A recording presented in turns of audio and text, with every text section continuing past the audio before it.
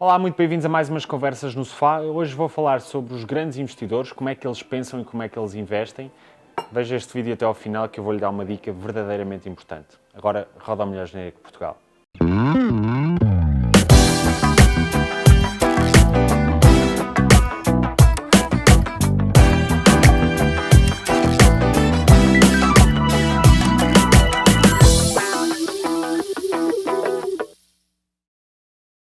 Ora bem, grandes investidores é algo que muitos canais brasileiros têm vindo a falar, dos grandes investidores, como é que eles investem, como é que eles pensam, qual é que é a metodologia que eles usam para investir e a minha opinião é que existe uma diferença muito acentuada entre aquilo que é um grande investidor, um investidor de podemos dizer, gama alta, ou seja, aquele investidor de grande escala, essencialmente, e os pequenos investidores, portanto, investidores mais residuais, onde eu próprio me insiro, porque esses investidores, sei lá, um investidor até 10 milhões de euros é um investidor pequeno e, portanto, provavelmente toda a gente que está a ver este vídeo, ou praticamente toda a gente, se insere neste contexto.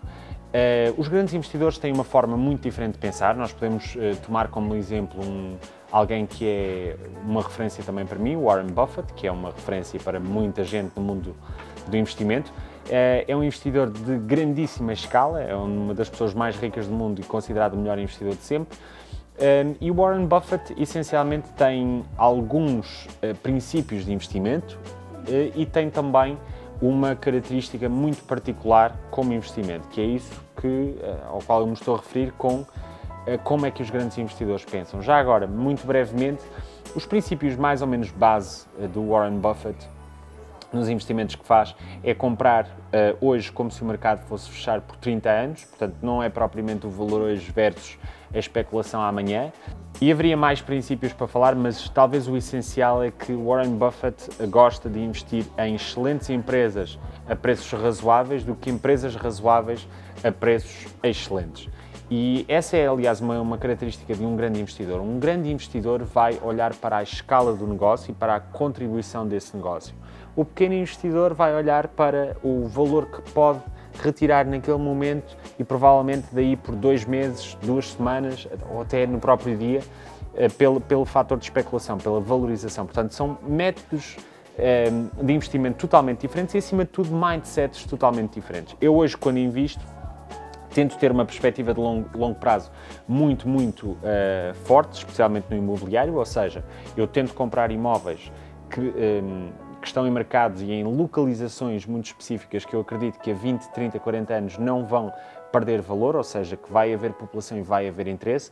Um exemplo muito claro disto é, se nós olharmos para as cidades em Portugal, olhar para lojas, portanto, setor comercial âncora, nessas cidades, que são aquelas lojas com uma extrema visibilidade, nas ruas mais frequentadas dessa cidade, etc. E, portanto, isto é um princípio de investimento a muito longo prazo e não a procura do valor imediato que separa os pequenos dos grandes investidores. É claro que o Warren Buffett, em particular, tem outras metodologias de investimento e considera variedíssimas coisas, porque o Warren Buffett tem um portfólio de investimento, mais, se quisermos, impactante de todo o mundo, e existe uma sinergia muito grande entre todos os negócios que o Warren Buffett adquire. Por exemplo, algo que se tornou absolutamente essencial no investimento do Warren Buffett foram as empresas de seguros, porque as empresas de seguros têm dinheiro parado, por assim dizer, que se chama float, e ele utilizou esse capital para investir noutros negócios e rentabilizar capital que estaria parado e reservado em empresas de seguros. E, portanto, todos os negócios em que o Warren Buffett investe têm uma clara sinergia com os outros ou permitem-lhe alavancar os outros investimentos que faz. Isto é uma característica que os pequenos investidores não poderão fazer, porque os pequenos investidores não se podem dar ao luxo de adquirir vários negócios ou vários veículos de investimento que consigam obter sinergias uns com os outros. Um exemplo de um outro grande investidor que, aliás, eu vou ter que gravar um vídeo só sobre ele, é uma pessoa que eu admiro, acho que é um empreendedor nato e um empreendedor de escala, é Eike Batista.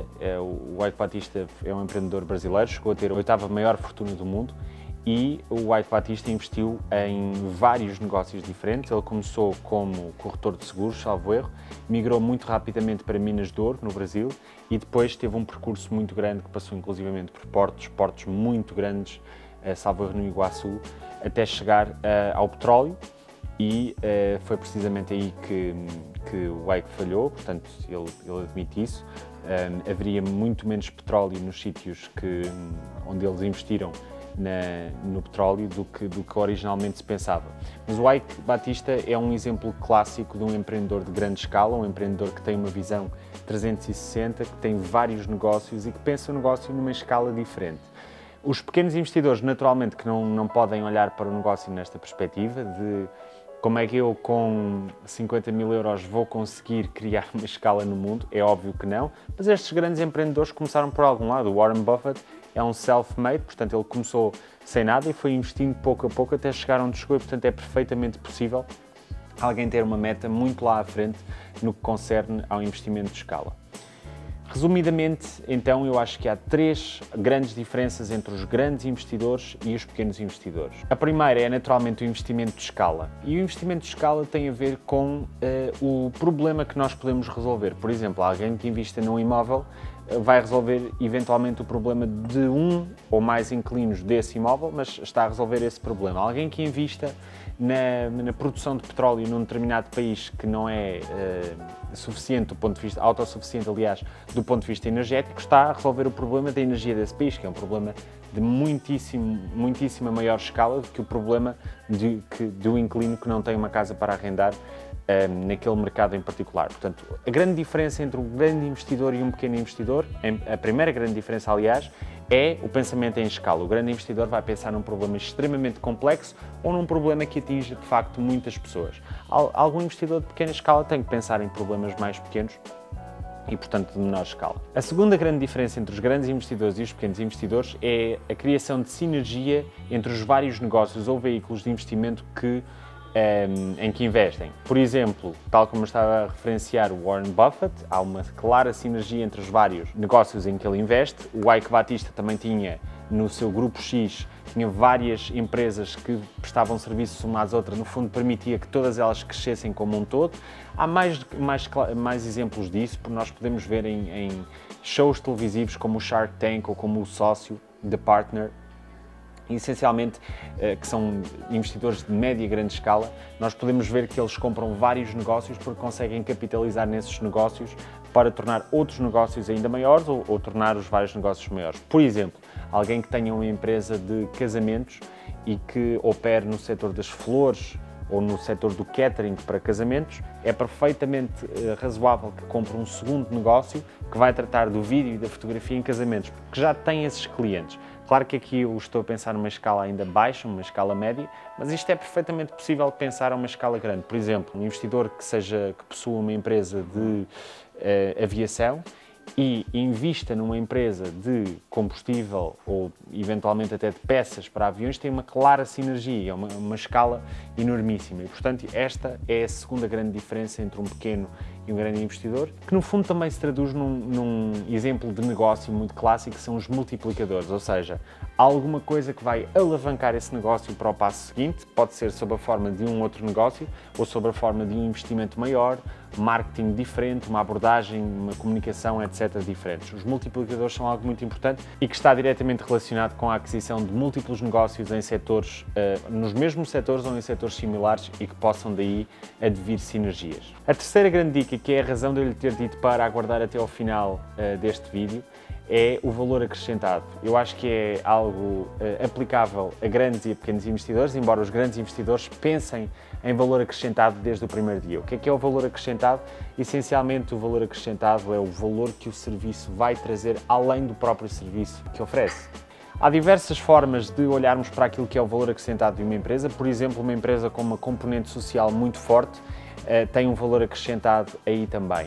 Mas traduzindo isso para investidores de pequena escala e, em particular, investidores de imobiliário, nós podemos ver o valor acrescentado, por exemplo, na atribuição, na remodelação de imóveis e de conforto de imóveis para um determinado segmento de mercado que é acima da média, que o mercado naquele momento não oferece. Eu tive um podcast recentemente com um convidado em que ele falava exatamente disso, que ele remodelava os seus imóveis, tinha uma imagem de marca e um nível de conforto e de design muito acima da média e que não cobrava mais por isso, e esse valor acrescentado era imagem de marca, não era algo que era cobrado, mas sim era algo que era oferecido aos seus inquilinos.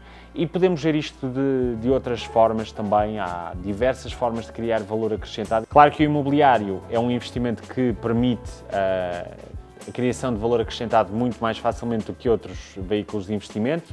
Por exemplo, no serviço que se oferece aos inquilinos e que não se cobra mais do que a média, sendo um serviço melhor do que a média, mas também no restauro dos imóveis e na fachada dos imóveis, que é uma coisa que vai produzir efeitos para toda a cidade onde esse imóvel se insere e para a paisagem dessa mesma cidade. Eu disse-lhe para esperar até ao final do vídeo por causa desta dica, porque eu acho que o valor acrescentado é algo em que os grandes investidores pensam desde o primeiro dia e os pequenos investidores não têm tendência, não estão formatados para pensar nisso. Aquilo que eu lhe queria lançar, um desafio que eu lhe queria lançar nestas conversas no sofá, era perceber que tipo de valor acrescentado pode ter e oferecer nos seus investimentos, especialmente nos investimentos imobiliários. Que tipo de serviço extra poderá oferecer que seja valor acrescentado ao serviço base, e valor base, que é simplesmente atribuir uma casa a um inquilino e ele ou ela ter uma casa onde viver. Por exemplo, poderá fazer isto com serviços adicionais de limpeza, serviços adicionais de mobília, de reparações, etc. Pense no valor acrescentado que poderá de certa forma embeber nos seus negócios imobiliários e com isso ter um serviço melhor, prestar um serviço melhor e ter mais valor no seu serviço. Muito obrigado pela visualização deste vídeo. Se gostou, por favor, dê-nos o seu like. Se ainda não subscreveu o canal, há aqui uma barrinha em baixo vermelha que tem que subscrever. E se acha que esta mensagem pode ser importante para alguém, partilhe nas redes sociais. Nós ficaremos imensamente gratos. Até para a semana. Fique bem.